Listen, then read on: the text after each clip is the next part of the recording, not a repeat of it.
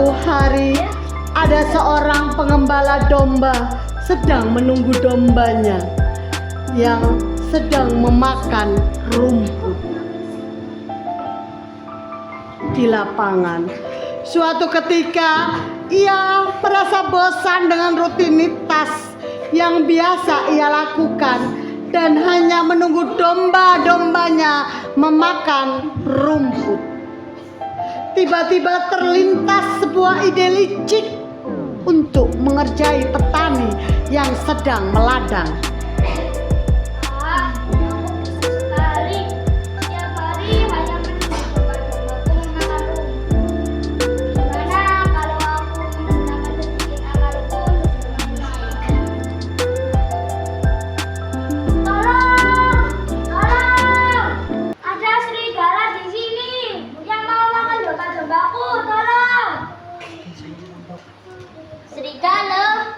Serigala, mana? Di mana serigala itu, wahai pengembala? Kau tertipu, Pak Tani. Serigalanya tidak ada. Beraninya kau berbohong. Kau lihat itu domba, lucu sekali mengerjai Pak Tani itu. Gimana kalau aku mengulanginya sekali lagi? Tolong! Ada serigala di sini mau makan domba-dombaku. Tolong! Serigala, mana? Di mana serigala itu, wahai pengembala? Kau tertipu lagi, Pak Tani. Serigalanya masih tidak ada. Wahai pengembala, jangan suka berbohong kalau mau mendapat celaka di nantinya.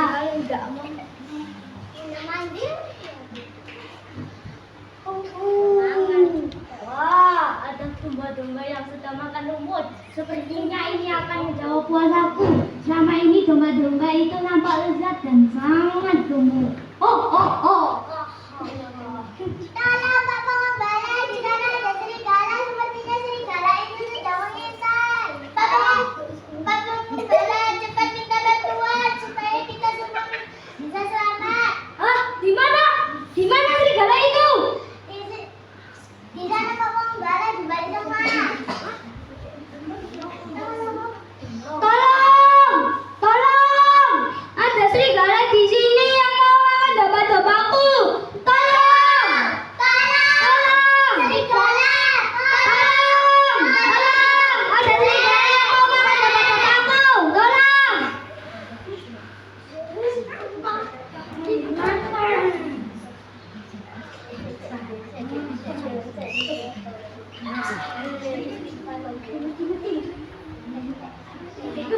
Wahai Pak Tani, kenapa kau tidak mau membantuku saat domba-dombaku dimakan serigala tadi? Banyak sekali. Kini aku tidak punya domba lagi. Wahai pengembala, itu salah kau sendiri, makanya jangan suka berbohong. Kalau tidak mau mendapat celaka di kemudian hari. Ya, saya minta maaf Pak Tani dan domba-dombaku yang malam. Kini aku berjanji tidak akan berbohong lagi. Kita jangan suka berbohong.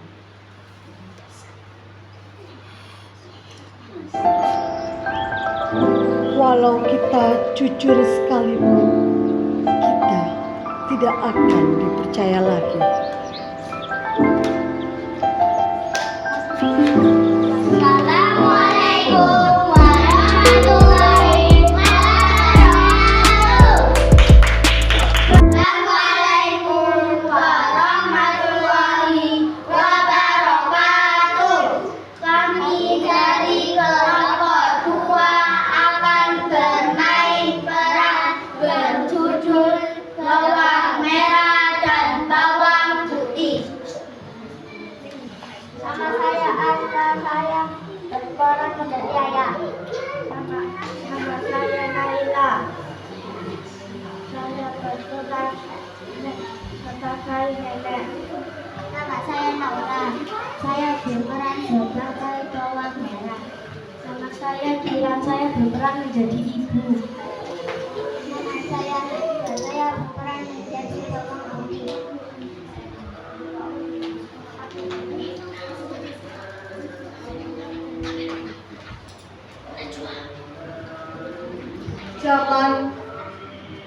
Dahulu kala di sebuah desa tinggallah sebuah keluarga yang terdiri dari ayah, ibu, dan seorang gadis remaja yang bernama Bawang Putih. Mereka adalah keluarga yang bahagia. Ayah Bawang Putih seorang konglomerat yang sangat kaya raya. Mereka hidup rukun dan damai. Namun suatu hari Ibu Bawang Putih sakit keras dan akhirnya meninggal.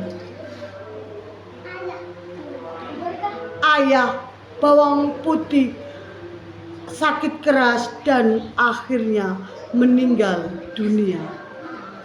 Ayah, makasih sudah mengenalkan kita begitu cepat. Ini sudah terakhir ya, Nak. Tapi kenapa begitu cepat ya? Aku sama siapa juga sudah tidak ada ibu. Karena masih yang sudah melakukan dosa. Kamu masih mempunyai ayah yang akan menjaga kamu. Dan di desa itu tinggallah seorang janda yang memiliki anak yang bernama Bawang Merah. Semenjak Ibu Bawang Putih meninggal, Ibu Bawang Merah sering berkunjung ke rumah Bawang Putih dan sering membawakan makanan, membantu Bawang Putih membereskan rumah, atau hanya menemani Bawang Putih dan ayahnya ngobrol. Bawang Putih, ini ada sedikit makanan untukmu dan ayahmu. Terima kasih, Bu. Ya udah, ibu pulang dulu ya. Oh iya, salam buat Bawang Merah ya.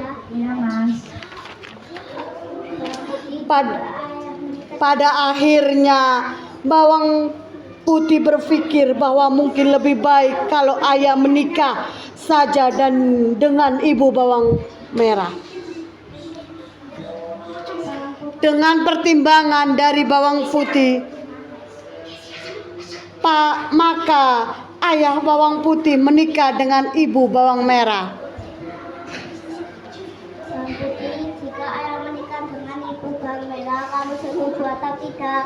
Aku setuju, ayah, karena Ibu Bawang Merah itu baik pada kita. Baiklah kalau begitu, bagaimana dengan Bawang Merah? Aku setuju ya kan, Bu? Iya. Putih, kamu harus kembali cuci piring dan semua. Awalnya Ibu Bawang Merah dan Bawang Putih sangat baik kepada Bawang Putih. Namun lama kelamaan sifat asli mereka mulai kelihatan.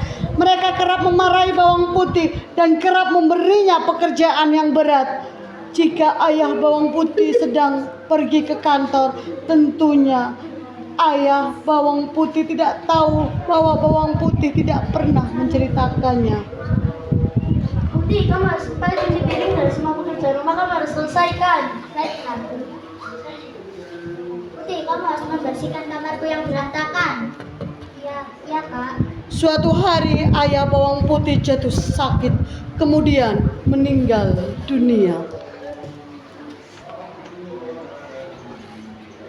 Bawang Putih, sepertinya ayah tidak kuat lagi karena penyakit ayah yang hampir menyebarkan seluruh tubuh ayah. Ayah, Putih mohon jangan tinggalin Putih ya. Nah, kita yang baik-baik ya, Nak. Ya, ayah, Bu, aku pilih Putih ya. Iya, ayah. Ayah, jangan tinggalin Putih ya. Sejak saat itu, Bawang Merah dan ibunya semakin berkuasa dan semena-mena terhadap Bawang Putih, hampir tidak pernah beristirahat. Putih, kamu harus bangun sebelum subuh untuk mempersiapkan air mandi untuk saya dan Bawang Merah. Lalu kamu harus menyirami kebun dan mencuci baju. Tapi jangan di kamar mandi, kamu harus di sungai. Lalu kamu harus menyadari kamar mandi. Namun Bawang Putih selalu melakukan pekerjaannya dengan gembira karena ia berharap suatu saat ibu tirinya akan mencintai seperti anak kandungnya sendiri. Pagi itu, seperti biasa, Bawang Putih membawa bakul berisi pakaian yang akan dicuci di sungai dengan bernyanyi kecil. Dia menyelusuri jalan setapak di pinggir hutan kecil yang biasa dilalui. Hari ini cuaca sangat cerah. Bawang putih segera mencuci pakaian kotor yang dibawanya. Saking terlalu asyiknya, bawang putih tidak menyadari bahwa salah satu baju ibu tirinya terbawa arus. Aku harus makan baju bukan makan. Celakanya, baju yang hanyut adalah baju kesayangan ibu tirinya. Mereka menyadari hal itu.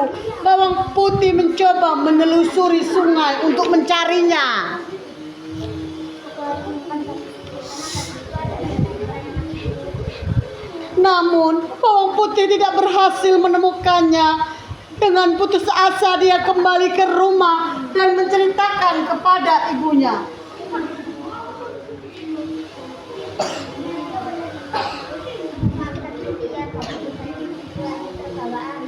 Apa dasar terlalu banget tidak mau tahu? Pokoknya kamu harus mencari baju itu. Kalau tidak, menemukannya kamu tidak boleh. Bawang putih terpaksa menuruti keinginan ibu tirinya.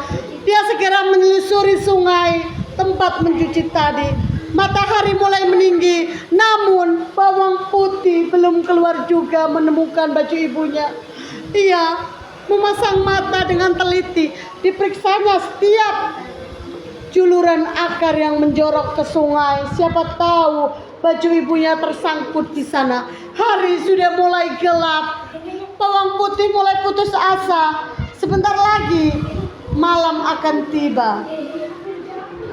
Dan kejauhan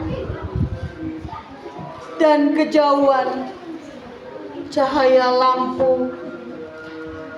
lampu yang berasal dari sebuah gubuk tepi sungai. Bawang putih segera menghampiri rumah itu dan mengetuknya.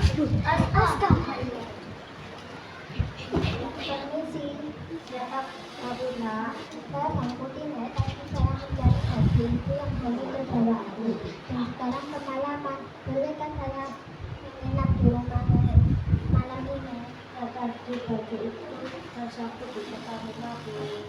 Baiklah, saya akan menemani nenek selama seminggu asalkan nenek tidak bosan saja denganku. Nggak sudah seminggu kalau tinggal di sini. Tidak usah nek. Ayolah bawang putih. Bawang itu yang kecil ya nek. Selama seminggu, bawang putih tinggal bersama nenek. Setiap hari bawang putih membantu mengerjakan pekerjaan rumah nenek. Tentu saja nenek merasa senang. Hingga akhirnya genap sudah seminggu, nenek pun memanggil bawang putih.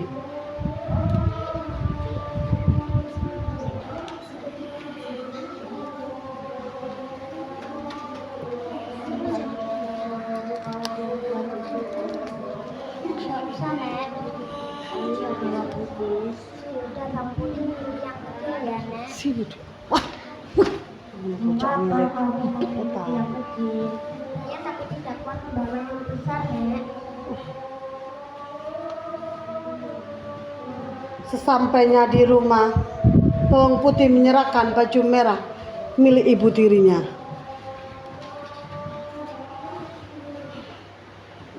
Buku bajunya. Itu apa yang kamu bawa putih? Gembel, apa itu yang kamu bawa?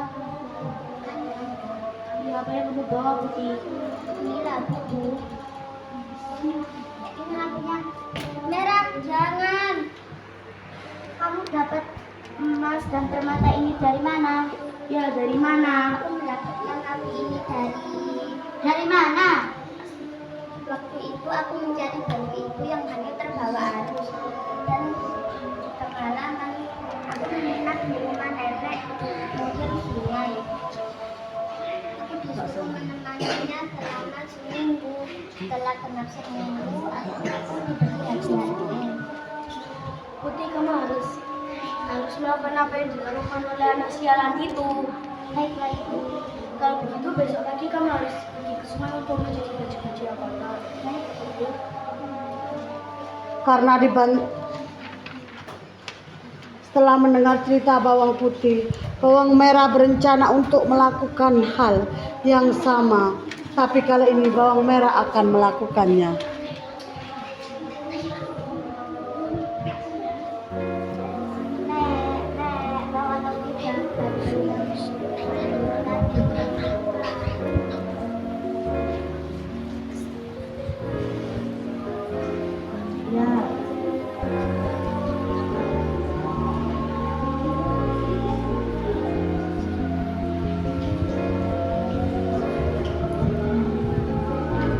Selama seminggu, bawang merah selalu bermalas-malasan. Kalau ada yang dikerjakan, pasti hasilnya tidak bagus karena dikerjakan dengan asal-asalan. Akhirnya, setelah seminggu nenek membolehkan bawang merah pulang.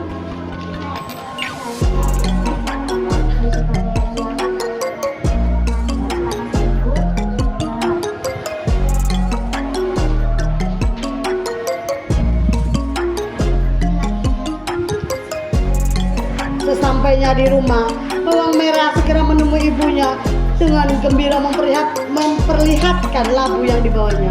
Karena takut bawang putih minta bagian, mereka menyuruh bawang putih untuk pergi ke sungai. Bawang putih, kamu harus mencari baju-baju yang kotor di sungai. Setelah bawang putih pergi, mereka membelah labu tersebut. Tapi ternyata yang keluar bukan emas, melainkan binatang berbisa seperti ular. Binatang ini bisa menyerang bawang merah dan ibunya hingga tewas.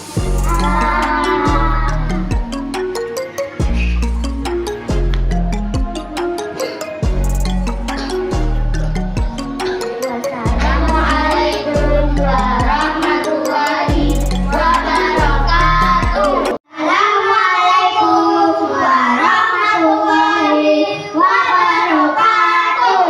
Kami tadi berlomba akan bermain barang berjudul Si Pitung. Hai, nama saya Alvin. Saya main berperan prajurit Belanda.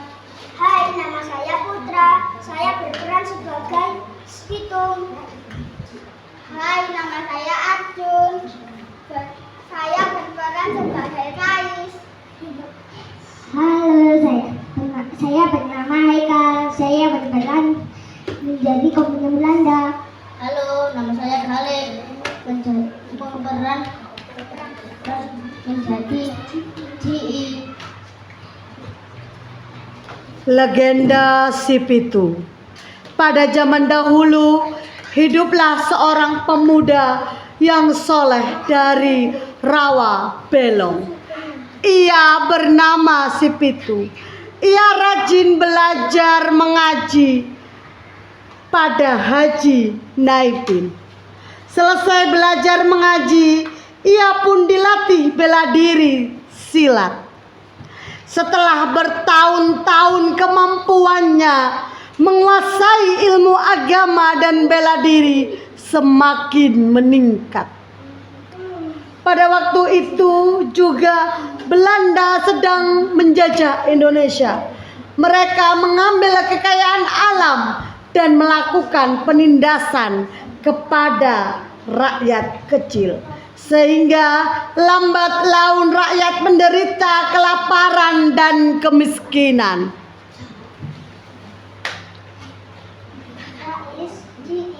Saya merasa kasihan melihat penderitaan dan kecil itu.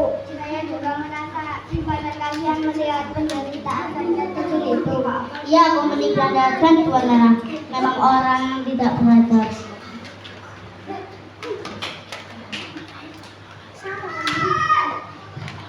Kemudian Si Pitung merencanakan sesuatu. Ia ingin menolong rakyat di sekitarnya, sekaligus ingin memberi pelajaran terhadap kompeni Belanda dan para tuan tanah. Jadi teman-teman, aku punya rencana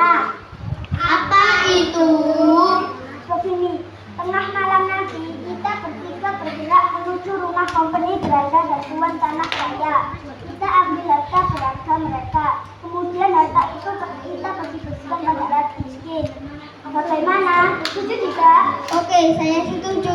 Oke, saya juga setuju. Baiklah kalau begitu, tengah malam nanti kita berkumpul lagi di sini. Terus kita langsung bergerak menuju sasaran. Oke, siap. Tengah malam pun tiba, si Pitung dan kedua temannya berkumpul di tempat semula. Dan mereka segera bergerak menuju sasaran. Si Pitung dan kedua temannya membantu rakyat kecil di depan rumah keluarga yang kelaparan. Diletakkannya sepikul beras. Keluarga yang dililit hutang, rentenir, diberikan uang anak yatim. Sepak terjang si Pitung dan teman-temannya semakin lama semakin menjadi-jadi. Lambat laun ia diketahui pihak company. Mereka mendapatkan informasi dari prajuritnya bahwa perampok itu adalah si Pitung dan teman-temannya. Dengan sangat geram, company itu menyuruh prajuritnya untuk menangkap si Pitung dan teman-temannya. Wahai para prajurit, segera kerahkan pasukan untuk menangkap si Pitung. Siap Tuan Company, saya akan laksanakan. Bagus, bawa dia ke sini hidup-hidup. Dengan berbekal informasi itu, para prajurit Belanda menyergap si Pitung. Tentu saja si Pitung dan teman-temannya melawan dengan mudahnya. Si Pitung melumpuhkan prajurit Belanda. Karena selain pandai ilmu bela diri, ternyata si Pitung juga kebal terhadap peluru company dan senjata tajam. Akhirnya para prajurit Belanda tidak berhasil menangkap si Pitung dan mereka pun bergegas pulang untuk melaporkan hal ini kepada Tuan Company. Maaf Tuan Company, kami akan menangkap si Pitung dan teman-temannya besar karena dia mempunyai ilmu kebal dan terhadap senjata tajam. Yang ajar Pitung, dia berani melawan saya. Awas kamu Pitung.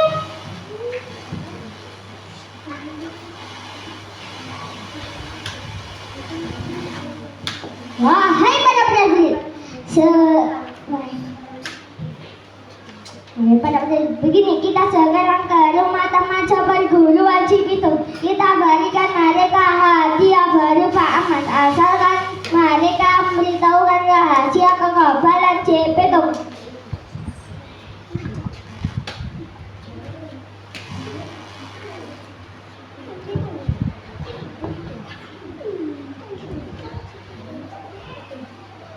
Hai teman-temannya si Pitung, kami datang sini akan memberi kamu hadiah berupa emas asalkan kamu memberitahukan rahasia kekebalan si Pitung. Jangan mimpi kau memberi Belanda, kami berdua tidak akan memberitahu rahasia kekebalan si Pitung. Ayolah kalian berdua, jangan munafik. Aku akan menyampaikan pemberian emasku kepada kalian berdua. Baiklah, kita berdua akan memberitahu rahasia kekebalan si Pitung. Kekebalan si Pitung adalah telur busuk. Lemparkan telur busuk itu ke tubuh si Pitung. Berhasil, tubuh si Pitung tertembus peluru. Karena mengetahui rahasia kekebalan si Pitung, company Belanda dan prajuritnya kembali menggeledah rumah si Pitung. Namun karena tidak ada di rumah, akhirnya company menyandra kedua orang tua si Pitung dan melakukan penyiksaan. Hal ini supaya memancing si Pitung keluar dari tempat persembunyiannya. Si Pitung yang mendengar hal ini menjadi sangat marah. Kurang ajar para company Belanda. Berani-beraninya mereka menyandera kedua orang tuaku. Aku harus segera keluar dari tempat persembunyian ini dan segera melepaskan kedua orang tuaku.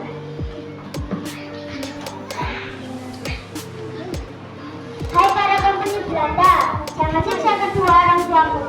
Mereka tidak tahu apa-apa. Segera lepaskan kedua orang tuamu, atau kamu akan merasakan akibatnya. Hai, itu datang di markas kami. Kami akan melepaskan kedua orang tuamu asalkan kamu mau menyerahkan diri dan menjadi tawanan kami. Baiklah, kalau begitu aku akan menuju permintaan kalian asalkan kalian lepaskan kedua orang tuamu. Baiklah, karena menanggungin lepaskan kedua orang tuanya si Pitung. Setelah prajurit melepaskan kedua orang tua si Pitung pun menyerahkan diri. Tapi setelah si Pitung menyerahkan diri, siasat licik kompeni Belanda muncul. Wahai para penyaji, lepaskanlah lagu saya ke toko si Pitung. Laksanakan. Rasakan ini, Patu.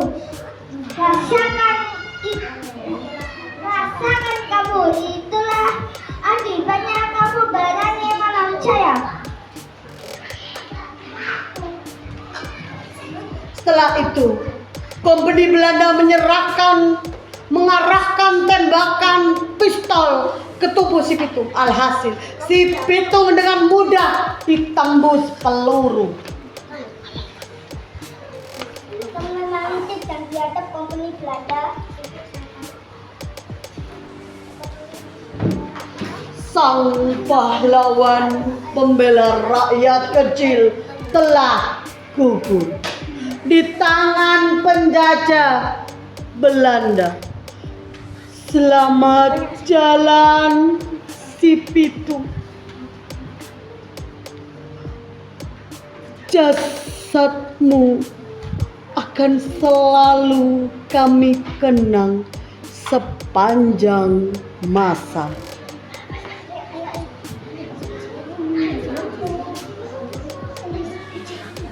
Assalamualaikum warahmatullahi wabarakatuh.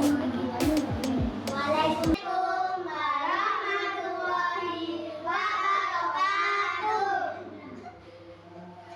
Kami dari kelompok 5 akan bermainkan yang berjudul Danau Toba.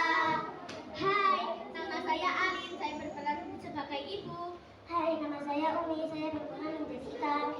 Hai, nama saya Umi, saya berperan sebagai anak. Hai, nama saya Kairu, saya berperan menjadi Toba.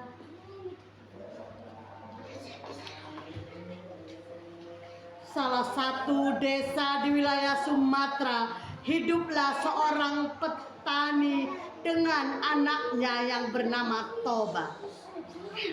Mereka berdua adalah seorang petani yang hidup dengan kesederhanaan.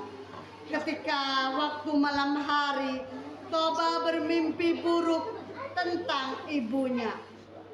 Ia terbangun dari tidurnya dan menghampiri ibunya tersebut. Ibu, apakah itu tidak apa-apa? Itu tidak apa-apa, nak. Ibu hanya batuk biasa. Tapi ibu ketemanannya sakit sekali kalau batuk. Tidak apa-apa, nak. Tolong ambilkan obat itu aja bila ibu mau minum. Baik, Bu.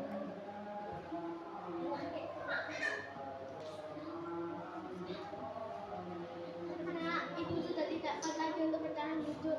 Ibu berpesan untuk jadilah anak yang baik, ya. Ibu jangan menilai begitu, ibu pasti sembuh. Nak, ibu sudah tidak kuat lagi untuk bertahan hidup. Semoga kamu jadi anak yang baik, ya, dan juga ibu jangan tinggalkan Bapak. Tak lama kemudian, Ibu Toba pun meninggal.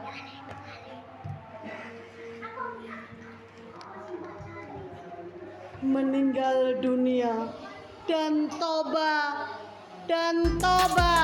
menangis terseduh-seduh sambil memeluk ibunya. Hari itu mereka hari terakhir Toba hidup bersama ibu. Hari ini Toba bersembunyi sendirian. Dia rajin bekerja di lahan yang dimilikinya. Keesokan harinya Toba pergi memancing. ia berharap mendapatkan ikan yang banyak. Semoga aku mendapatkan ikan yang banyak.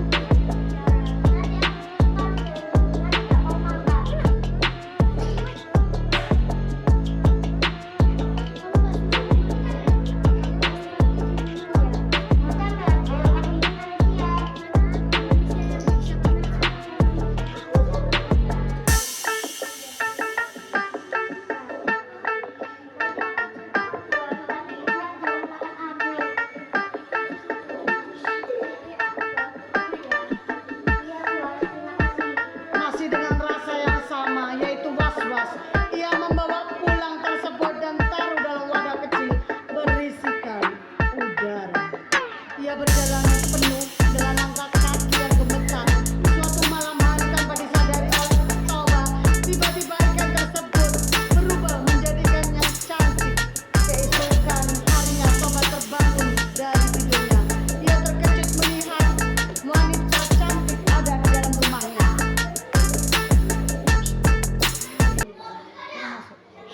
Siapa kau ini? Aku adalah ikan yang kau tangkap kemarin.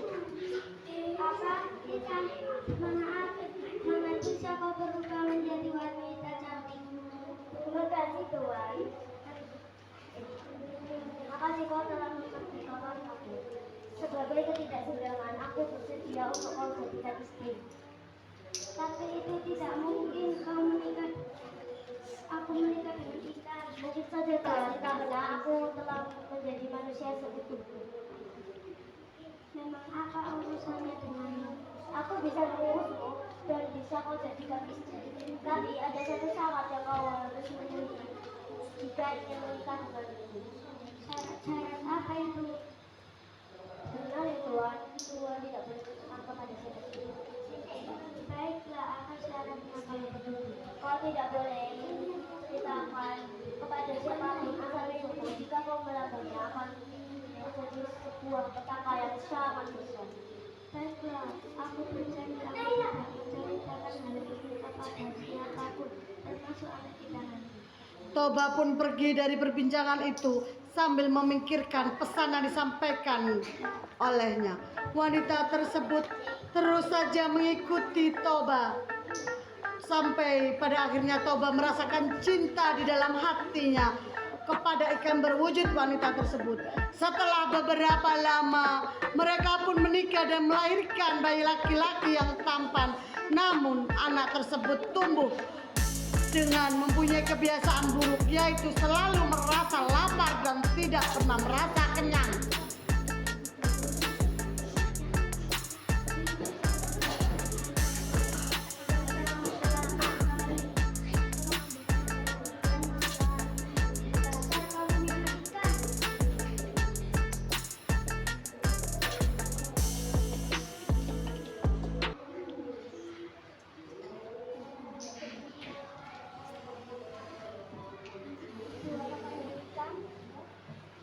Apa? Nah, sekolah apa? Jadi pohon setinggi-tingginya. Namanya adalah apa? Sudah jalani bersama saja. Saat itu ya, mau selamat.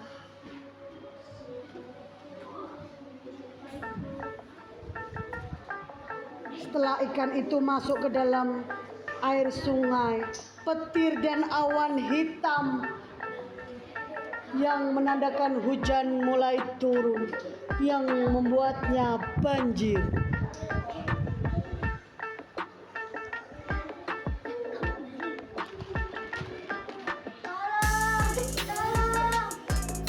Tidak ada yang membuat toba sehingga ia pun tenggelam. Tidak ada yang membantu toba sehingga ia pun tenggelam. Sedangkan anaknya itu selamat dan banjir mulai berkurang. Sekarang anak itu harus bekerja keras untuk mencukupi kebutuhannya. Tamatlah cerita ini yang dinamakan Danau Toba adalah banjir yang menenggelamkan Toba. Sedangkan pulau yang dipanjat anaknya itu dinamakan Pulau Sumosi. Assalamualaikum warahmatullahi wabarakatuh. Kami dari kelompok 1 akan bermain peran yang judul Maling Kundang. Hai, saya bernama Aisyah. Saya sebagai putri. Hai, nama saya Nuja. Saya berperan Mati dan Saudagar. Hai, nama saya Dava. Saya berperan menjadi Maling Kundang. Hai, nama saya Noval. Saya berperan menjadi Rashid. Maling Kundang memiliki seorang sahabat bernama Rashid. Suatu hari ketika istirahat seusai bekerja, Maling Kundang dan Rashid mendengar ada kapal besar milik seorang saudagar kaya sedang berlabuh di pantai air asin. Hei Malin, Rashid, ada apa? Apakah kamu mendengar ada kapal berlabuh di dekat sini? Ya, aku mendengarnya lantas ada apa? Adakah untungnya kita bersama dia kapal itu bagi kita? Aduh, kamu ini Malin, kapal itu bisa mengubah nasib kita, Malin. Maksudmu bagaimana? Kita melamar pekerjaan, lalu kita menjadi anak buah di sana. Siapa tahu kita dapat diizinkan bekerja di sana.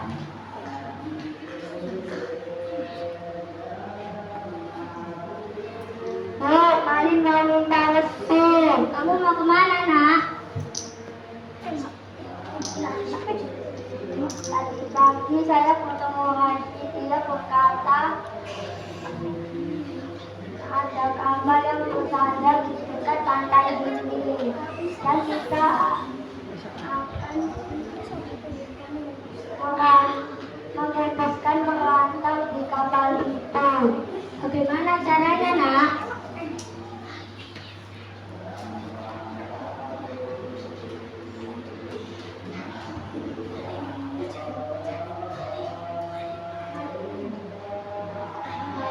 Apakah kamu tega meninggalkan ibumu yang sudah tua ini tinggal di rumah sendirian? Malin bukan tidak tega, Bu, tetapi Malin ini mengubah nasib keluarga kita, Bu. Malin bersangkutan dirinya sama tetangga terus menerus, Bu. Baiklah, jika itu keputusanmu, Ibu akan memberi restu.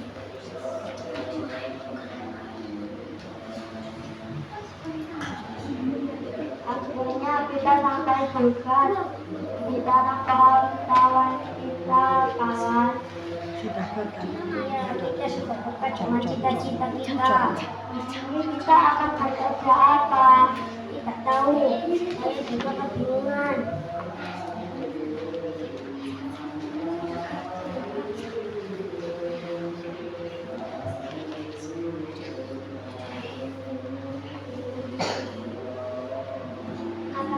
Benar-benar sedang menginginkan sebuah pekerjaan?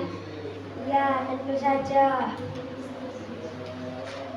Sebenarnya saya mencari 2 orang pekerja untuk di kapalku. Apakah kalian mau bekerja bersamaku?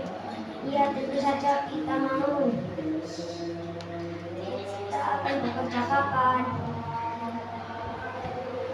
Kalau kapal kamu sudah sampai, kalian bisa bekerja di rumahku.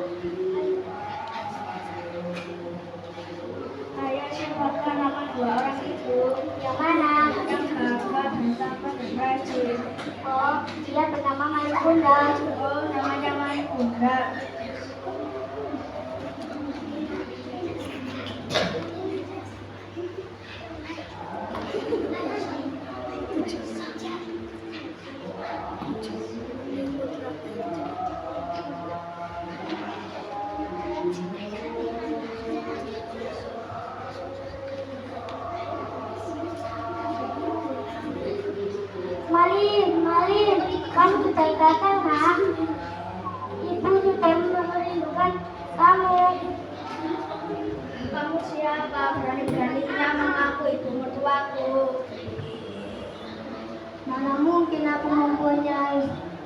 yang miskin dan tua seperti kau. Malin,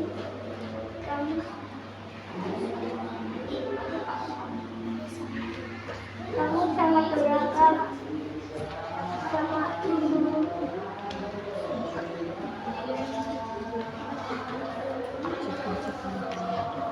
Maaf, segala anak berakal ini menjadi kakak yang Guntur dan petir menyambar-nyambar. Hujan deras turun. Tiba-tiba duar, maling kundang sambar petir. Dan sekarang ia hanyalah batu. Ibunya menjerit dan memeluk sedih, bercampur kaget. Malin, kali tidak maafkan ibu. Namun sudah terlambat. Setelah tersambar kilat, tubuh maling kundang menjadi batu. Dan sampai sekarang batu maling kundang si anak durhaka itu masih bisa disaksikan.